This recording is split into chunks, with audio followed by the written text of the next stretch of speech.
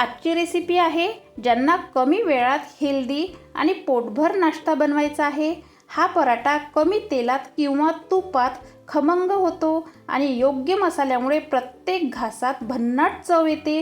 पत्ताकोबी अनेकांना आवडत नाही, पण अशा पद्धतीने पराठा बनवाल तर सगळेजण खातील। तर सगळ्यात अगोदर पत्ताकोबी किसणीने किसून घ्यायची। आता घालायचा यात रवा।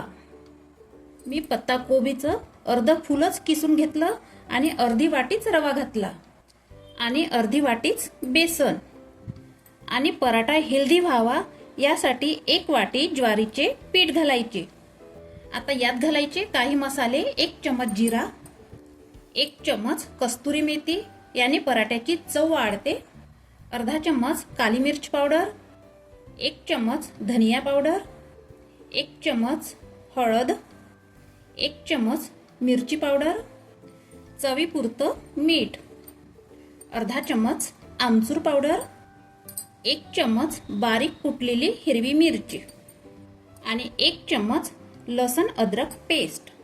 सगळ्या वस्तू हाताने एकजीव करून घेऊ। त्यामध्ये पाणी मात्र अजिबात घालायचे नाही, कारण कोबीमध्ये ऑलरेडीच पाणी राहते।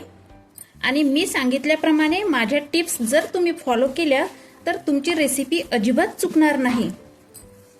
तर हे बघा, झाला की नाही आपला छान मऊसूत गोळा। आता काय करायचं, पिठाची एक लोळी करायची आणि ज्वारीच्या पिठामध्ये भुरकवून घ्यायची आणि हलक्या हाताने पराठा लाटून घ्यायचा। आता हा झाला आपला पराठा लाटून। अशाच पद्धतीने बाकीचे पराठे लाटून घेऊ। मी तुम्हाला महत्त्वाचं सांगते, पराठा लाटून झाला की पराठ्याला असा हाताने शेप द्यायचा, म्हणजे पराठ्याच्या कडा अजिबात उलणार नाही। बघा, हाही पराठा आपला किती छान लाटून झालेला आहे। आता वळूया गॅसकडे। आता तवा गरम झाला की तव्यावर घालायचा पराठा। पराठा बघा आपला अजिबात चिपचिपा झालेला नाही। आता पराठा पलटून घेऊ। आता यावर घालायचे थोडेसे तूप।